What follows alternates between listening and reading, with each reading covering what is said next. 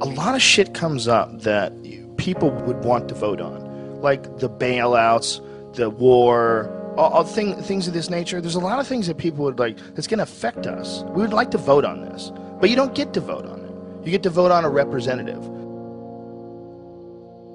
These people are going to represent you once they get into office. And think about some of the laws that are in place that protect corporations. Think about some of the laws that are in place that fuck people over every day. They wouldn't be there if people were voting for them.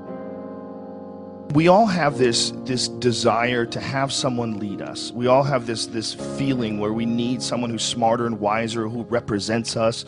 You know, and when you're really fucking dumb, the problem is really dumb people, they get a say in everything too. And they're subject to a lot of tricks. Mm-hmm. They're subject to nationalism. They're subject to these kind of ridiculous rah, rah, rah America speeches that don't say jack shit. They say nothing. It's all just this cheerleading fucking event. And they're subject to it. They can't help it. They're dumb. They don't know they're being bullshitted. They grew up around dumb people. They go to work with dumb people. There's no one in their family that's interesting or asks any questions at all, and they just get sucked right into it, man. This society is so greedy, we're willing to go to war. We're willing to go places and send these big metal machines that kill people and fuck people up just so we can make more money. And the way our society is set up, I mean, I've heard it argued, and argued successfully, that our society runs on war. You know, it runs on the domination of the other parts of the world. And literally, that's the only way you can control a gigantic chunk of the globe. You have to keep everybody down, you know, and that's what our society is based on. We can't be fighting over each other because, you know, this guy's like 1 million people die in Iraq, and everybody goes, hey, as long as it doesn't happen over here. But it is, right. That is over here. It's just over here, over there. It's the same thing. It's some people you don't know that were born somewhere else who fucking got jacked. You get trapped in that whole idea of, you know, this is my team, these are my people, and, you know, someone fucking plays a country music song and throws up a flag, and I'm in. Fuck it. It feels good. Feels good to be in, right? Feels good. God bless America. Feels good. Singing around with a bunch of other people and you're all drinking. We're the fucking baddest motherfuckers on the planet. Woo! And that's how people get recruited. It's a clusterfuck, man. These poor fucking kids, man. Could you imagine being 18, 19, being talked into doing this shit for a bunch of bloodthirsty motherfuckers who just are trying to get whatever they're trying to get over there, whatever the fuck it is, whether it's lithium, you know, minerals in the mountains that they use to make cell phones, whether it's 90% plus of the world's opium supply, 90 fucking percent. That is a multi-billion-dollar business. And if you think these fucking industrialist cocksuckers that are running the world are going to leave that money behind, you're fucking crazy. Dude, they've got United States Army troops guarding Poppy Field. There's fucking so much heroin there.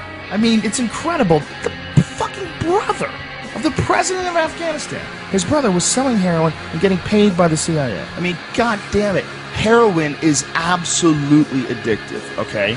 People who try heroin get hooked. Heroin is everywhere, okay? So you need to sell it. Someone's selling it. Who's selling it? I don't know, but 90% of it comes from this one place where we have to be to save our freedom. You can't criticize it. Because if you criticize it, you're a shithead, you don't appreciate the troops and what they're doing for you, and that's not the case at all. I just don't like the idea of these fucking people leading us in any direction where you need to sacrifice your life. Well, I don't believe it. I don't believe them. When there's been so many fucking lies. I mean, the more you look it up, the more, I mean, go into any of the stories on the weapons of mass destruction before we invaded and compare them to what we actually know that they really knew when they said that. It's like they did it on purpose. They wanted to get in there for whatever fucking reason.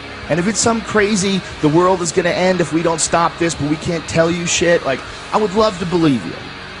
I would love to believe that the reason why you're not telling us exactly what the fuck is going on is because you're really protecting us from some insanely evil thing that if we knew about it, society would collapse. But our strong, brave, powerful leaders are going to guide us without our knowledge. I would love to believe you. If you weren't all full of shit.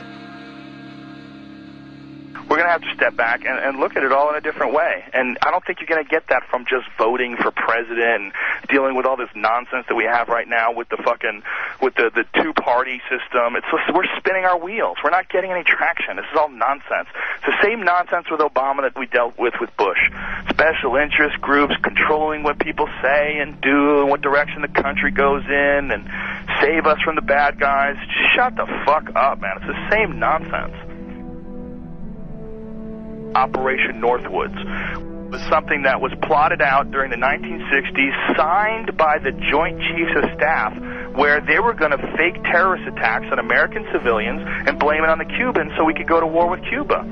It involved a bunch of shit, like blowing up a jetliner. They were going to have a drone jetliner and blow it up and say that people died on it, and this was going to get everybody fired up about going to war with Cuba. They were even going to attack Guantanamo Bay. They were going to arm Cuban friendlies to attack Guantanamo Bay so that we would have to go to war with Cuba. This is like our own government. They plotted this out. This is like real shit. I remember when I saw JFK, the Oliver Stone movie, and that was like part of the premise that JFK, that Oliver Stone was pushing in this film, is that they killed JFK because they wanted to stay in Vietnam because they were making a lot of money in Vietnam. And I remember at the time seeing that movie going, that is absolutely ridiculous. Who the fuck believes that? Are they going to start wars and keep wars going just so that they can make money, even though it's not a real war, it's not a just war? Nobody wants to go to war. That's stupid hippie bullshit. Well, as I got older and I started investigating history, you know, from way back to Vietnam, to the Gulf of Tonkin, to all the shit that happened when Kennedy and Nixon were in office, to all the shit that happened with Reagan and the Contras in Nicaragua and the Sandinistas, and all the different various things that have happened in human history where it's clear that the United States is, you know, we're fucking around with all kinds of things all the time to make money. And that there's a bunch of people that are profiting off of war. And then they're not just profiting like a little bit of money here and there. You know, you look at like what's going on with like how much money Halliburton made from the war. We're talking like billions and billions of dollars. That's like real money. Eisenhower leaving office, and he's giving a speech warning the American people about the power of the military-industrial complex. You know, when you watch that, you're like, well, here is a sitting president who's leaving office, but the most important thing that he wants to tell people is that you have to be careful because there's a machine here that wants to go to war. There's a business behind going to other countries and fucking people up and taking their shit. And they come up with reasons to do this. And they sacrifice American lives to do this. And they do it for profit. And it sounds absolutely ridiculous. It sounds absolutely outrageous that the greatest country on earth could be involved in something like that from the get-go. But yet, that's what history says. That's how it points. It points in that direction. It points in that direction that it's going in. In the councils of government, we must guard against the acquisition of unwarranted influence, whether sought or unsought, by the military-industrial complex. The potential for the disastrous rise of misplaced power exists and will persist. We must never let the weight of this combination endanger our liberties or democratic processes.